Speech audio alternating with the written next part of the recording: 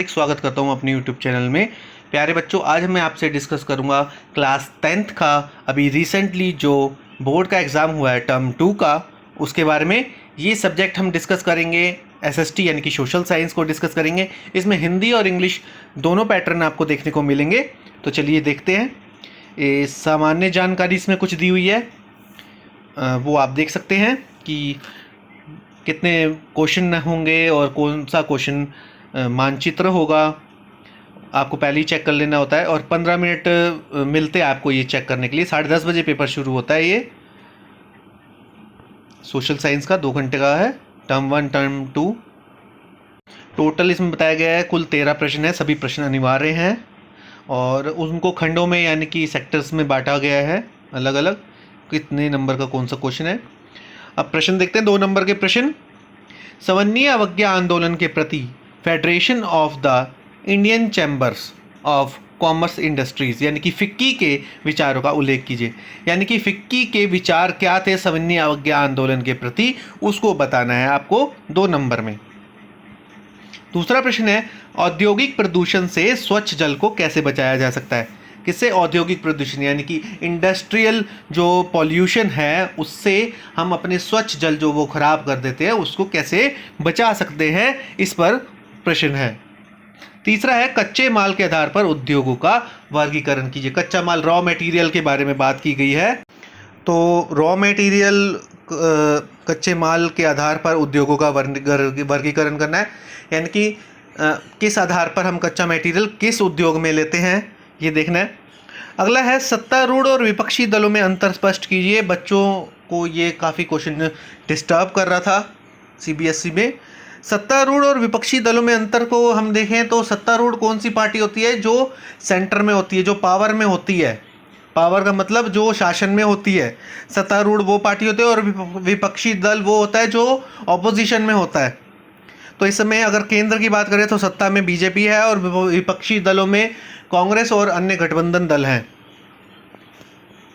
ये देखिए इंग्लिश में ये दिया हुआ है, mention the views of the federation of FICCI in civil disobedience movement, how can the industrial pollution of fresh water be reduced, classified industries on the basis of raw material, differentiate between ruling and opposition parties. अगला देखिए, निम्नलिखित स्रोत को पढ़िए और उसके नीचे दिए गए प्रश्नों के उत्तर लिखिए। मेगा ने घर खरीदने के लिए बैंक से 5 लाख का कर्ज लिया। इस कर्ज पर ब्याज की वार्षिक दर 12% है और इस कर्ज को 10 साल में मासिक किस्तों में लौटाया जाना है। मेगा को बैंक से कर्ज लेने से पहले उसे अपनी नौकरी और वेतन संबंधी रिकॉर्ड दिखाने पड़ते हैं। बैंक नए घर के सभी कागज ऋणाधार के रूप में रख लेता है जिन्हें मेगा द्वारा ब्याज समेत कर्ज लौटाने पर वापस किया जाएगा। मेगा ने किस प्रकार के ऋण स्रोत का कर्ज लिया है? इस स्रोत में दी गई ऋण की शर्तें क्या है? उसे घर गिरवी रखना पड़ेगा। छठा है, बैंक कुछ एक उधार लेने वालों को ऋण क्यों नहीं देता? कुछ यानी कि कुछ को जिनकी शर्तें पूरी नहीं होती उन्हें वो क्या करता है?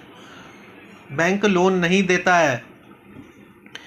और अथवा में है, स्वयं सहायता समूह NGOs के कार्यों को स्पष्ट कीजिए।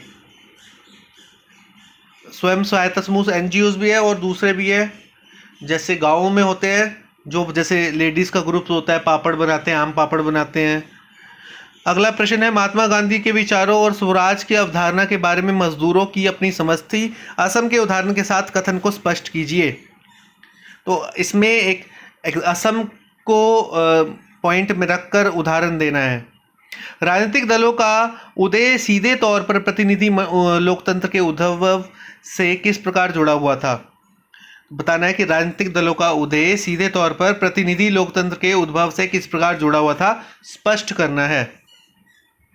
9वां प्रश्न है, महिलाओं के साथ गरिमा और समानता का व्यवहार लोकतंत्र समाज की जरूरी शर्त है। कथन को न्याय संगत ठहराइए। अथवा में प्रश्न है, भारत में लोकतंत्र ने समान स्थिति और समान अवसर के दावों को मजबूत किया है। इस कथन को न्याय संगत ठहराइए। 10वां प्रश्न है, प्रौद्योगिकी वैश्वीकरण के आधुनिक रूप में एक महत्वपूर्ण शक्ति है। उपयुक्त उदाहरणों के साथ कथन की व्याख्या कीजिए। अथवा में है, वैश्वीकरण का प्रभाव एक समान नहीं रहा है। उपयुक्त उदाहरणों के साथ कथन की व्याख्या कीजिए। मतलब हर जगह वैश्वीकरण का प्रभाव एक जैसा नहीं रहा है, कहीं अलग और कहीं अलग रहा है। केस आधारित प्रश्न की बात करें, भारत में राष्ट्रवाद से ये पैसेज लिया गया है। यूरोप में आधुनिक राष्ट्रवाद के साथ ही राष्ट्र राज्यों का भी उदय हुआ। इससे अपने बारे में लोगों की समझ बदलने लगी। वह कौन है, उनकी पहचान किस बात से परिभाषित होती है, यह भावना बदल गई। उनमें राष्ट्र के प्रति लगाव का भाव पैदा होने लगा। नए प्रतीकों और चिन्हों ने, नए गीतों और विचारों ने नए संपर्क स्थापित किए और समुदायों की सीमाओं को दोबारा परिभाषित कर दिया। ज़्यादातर देशों में इस नई राष्ट्रीय पहचान का निर्माण एक लंबी प्रक्रिया से हुआ। आइए देखें कि हमारे देश में यह चेतना किस तरह पैदा हुई।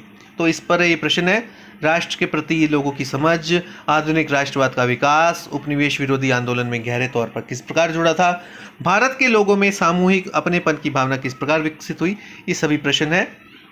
अगला जो लिया गया है पैसेज पर्यटन के ऊपर है। पर्यटन से पूछा गया है पिछले 3 दशकों में। ये ध्यान रहे बच्चों, ये आप मुझे थोड़ा आइडिया हो रहा है कि जब एग्ज़ाम थे आपके यानी कि तो प्री बोर्ड में भी ये पूछा गया है ये प्रश्न। और लास्ट क्वेश्चन है 13वां क्वेश्चन है, मैप का है, मानचित्र आधारित प्रश्न है।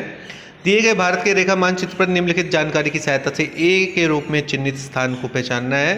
वह स्थान जहां भारतीय राष्ट्रीय कांग्रेस का अधिवेशन सितंबर 1920 में हुआ था। दूसरा है रामागुड्डम तापीय ऊर्जा संयंत्र अथवा Pune software technology park, Chennai का मीनामंबक्कम अंतर्राष्ट्रीय हवाई पत्तन। और इसके बैक साइड पे मैप था जो कि बच्चों ने वहीं पर ही पेस्ट कर दिया था। तो ये था एग्ज़ाम का पूरा चर्चा हमने करी, एग्ज़ाम का पूरा पैटर्न किस तरह से आपको नेक्स्ट ईयर में आ सकता है। और ये 2022 का था जो कि अभी 2-3 दिन पहले ही यानी कि मई में एग्ज़ाम हुए हैं उसका है। तो आप इस चैनल के साथ जुड़े रहिए, इसे लाइक शेयर और सब्सक्राइब करना बिल्कुल ना भूलें। धन्यवाद।